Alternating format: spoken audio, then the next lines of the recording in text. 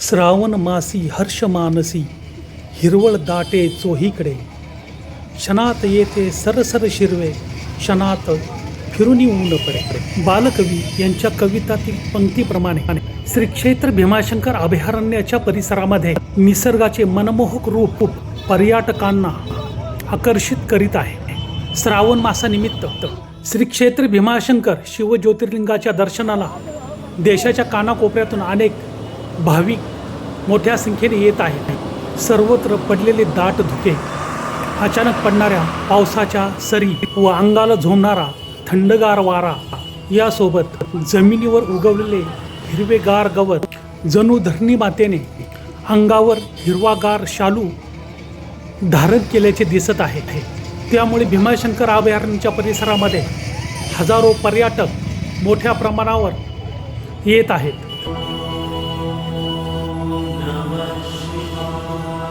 आज श्रावण महिन्यातला पहिला सोमवार व त्यासोबत नागपंचमी हा मुहूर्त एकत्र आल्यामुळे हजारो भाविक श्री क्षेत्र भीमाशंकर येथे दर्शनासाठी आलेले आहेत. दोन्ही बाजूनी जंगल व मधोमध खड्डे पडलेले रस्ते यावरून गाडी चालवताना वाहन चालकांची दमछाक होताना दिसत आहे.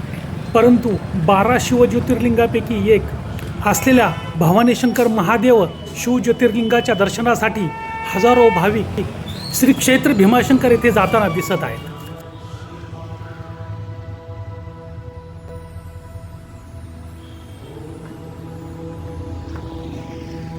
शिवहर शंकर नमामि शंकर शिवशंकर शंभो हे गिरजापती भवानी शंकर शिवशंकर शंभो. जंगलवस्ती भीमाशंकर भगवान की जय. ओम नमः शिवाय या नामांचा जय घोष करत लाखो शिवभक्त प्रचंड पाऊस, थंडगार वारा या प्रतिकूल परिस्थितीचा विचार न करता शिवलिंगाच्या दर्शनासाठी तासन तास रांगेमध्ये उभे असल्याचे दिसत आहे.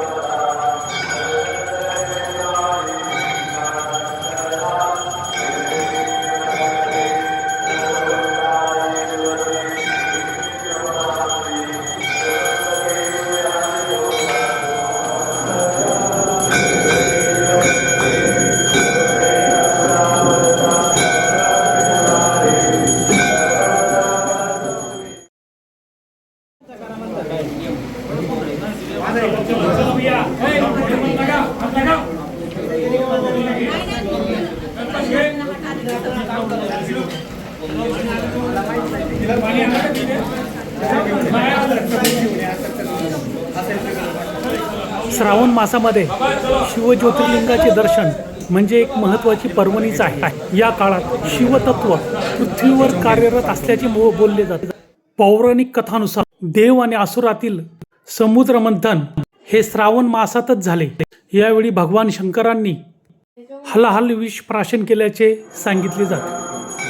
तर या श्रावण महिन्यामध्ये माता पार्वतीने भगवान शंकरांना प्रसन्न करण्यासाठी घनघोर तपश्चर्या केली होती.